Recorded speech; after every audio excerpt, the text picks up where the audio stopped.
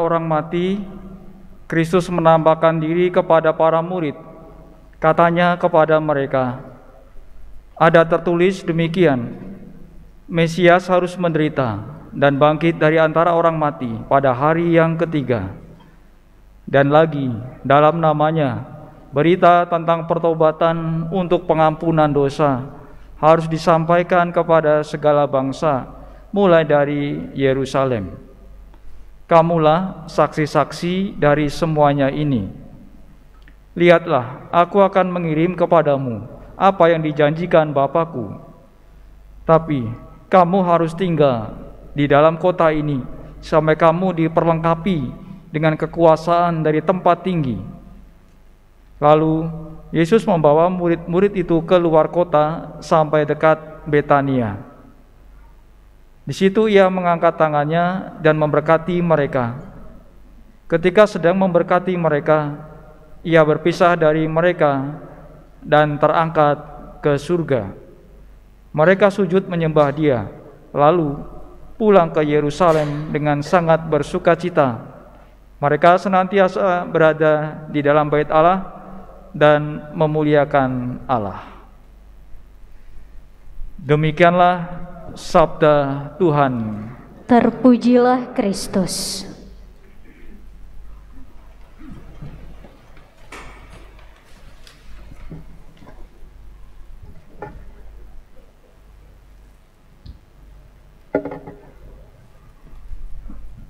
Bapak, Ibu, saudari-saudara, orang muda, anak-anak yang dikasihi Tuhan, hari raya kenaikan Tuhan ini menurut hemat saya mengingatkan kita bahwa Kristus itu naik ke surga.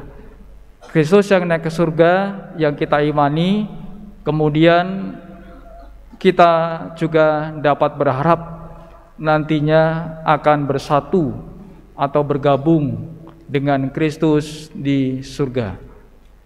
Itu dapat menjadi sebuah harapan sebagai orang beriman. Suatu saat nanti, entah kapan, ketika Tuhan mengendaki, kita dapat bersatu dengan Kristus.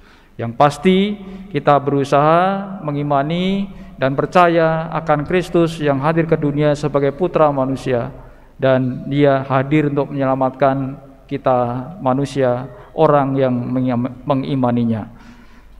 Saudara-saudari, dalam kehidupan ini kita punya tujuan-tujuan tertentu, punya keinginan tertentu yang kita jalani di dunia.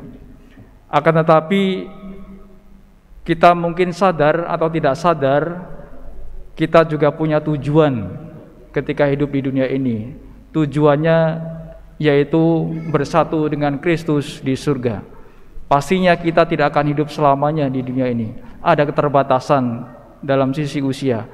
Kristus hidup di dunia, kalau tercatat, berusia 33 tahun, kemudian Dia wafat dan kemudian naik ke surga dengan tubuh dan jiwanya. Kita bersyukur kalau kita mengimani Kristus, kelak kita pun dapat bergabung dengan para kudus di surga bersama dengan Kristus. Maka kalau kita punya tujuan dalam hidup ini, punya keinginan dalam hidup ini, itu memang patut dijalani, patut diusahakan tujuan-tujuan hidup di dunia ini. Tetapi tetap perlu ingat bahwa suatu saat kita akan selesai hidup di dunia ini, dan ketika selesai, berakhir, dan Tuhan itu kemudian memanggil kita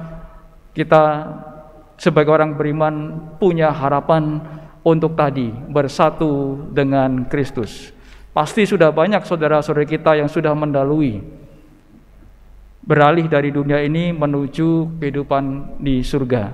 Dan kita juga berharap seperti saudara-saudari kita yang sudah mendalui, kita pun nantinya kelak dapat bersatu dengan mereka, dapat berjumpa dengan Kristus dari muka ke muka, memandang dari wajah ke wajah dalam kemuliaan abadi di surga dengan penuh sukacita.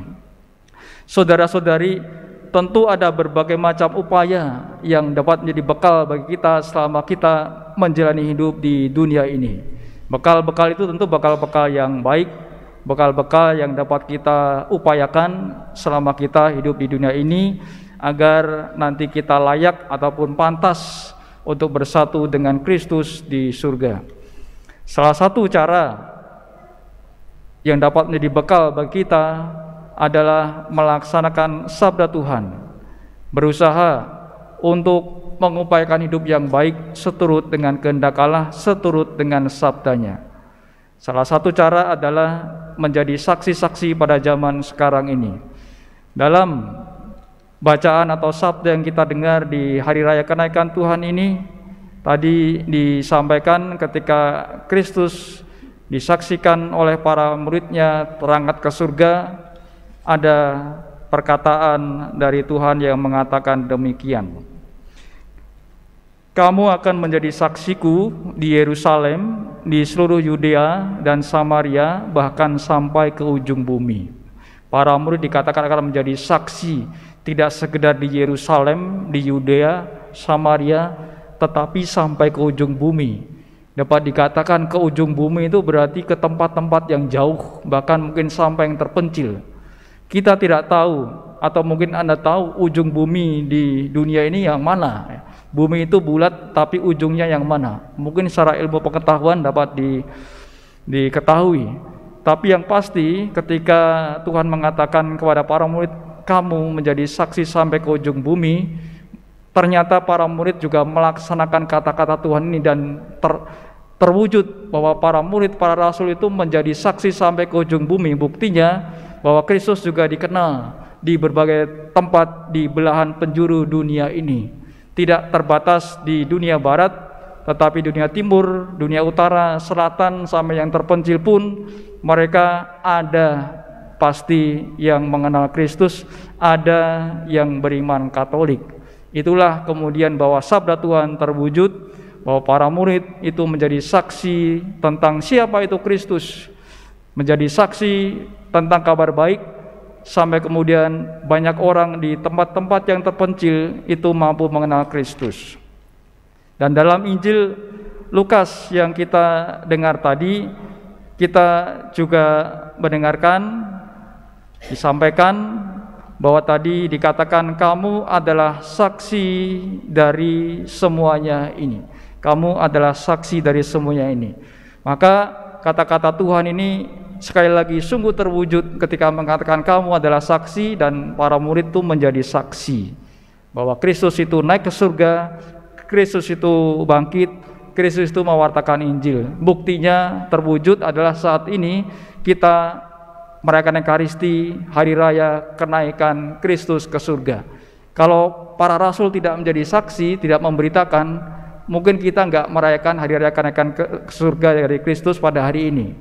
Tetapi karena ada pewartaan para rasul, hari ini kita dapat merayakan hari raya kenaikan Kristus. Nah, saudara-saudari, seturut dengan saksi tadi, maka kita juga dapat ingat arah dasar Keuskupan Jakarta yang salah satu kata-katanya ada kata-kata semakin bersaksi. Kita diajak untuk semakin bersaksi sekarang sampai 5 tahun ke depan. Bersaksi dengan segala macam cara tentu pada zaman saat ini. Tentu berbeda dengan zaman para rasul. Zaman saat ini kita dapat bersaksi tentang siapa itu Kristus, tentang ajaran Allah, tentang kabar baik kepada sesama di sekitar kita dengan tingkah laku yang dapat kita lakukan sesuai dengan kehendak dan sabdalah yang kita dengar serta kita renungkan. Maka melalui semangat Ardas untuk semakin bersaksi, kita juga berupaya terus mampu bersaksi pada zaman sekarang ini dengan cara dan kemampuan kita masing-masing. Kalau sekarang kesaksian dapat dilakukan dengan teknologi yang canggih, ya, dengan komputer, dengan internet dan segala macamnya, sehingga orang-orang juga moga-moga tahu, paling tidak melihat apa itu gereja Katolik. Ketika ada misa di TVRI setiap hari Minggu, itu menjadi salah satu kesaksian menurut hemat saya. Dan di YouTube juga banyak konten-konten yang berisi tentang iman Katolik. Itu salah satu cara pada zaman sekarang ini pelayanan digital, berusaha memberikan kesaksian sehingga banyak orang semakin moga-moga tidak hanya melihat, mengenal Kristus, dan kemudian mereka mengimani Kristus. Dan itu juga sampai ke ujung bumi, sampai ke pelosok dengan kecanggihan teknologi hingga saat ini. Kiranya perlu terus memanjiri teknologi atau konten-konten pada zaman sekarang ini dengan hal-hal yang baik, dengan kesaksian-kesaksian iman, dengan ajaran yang baik.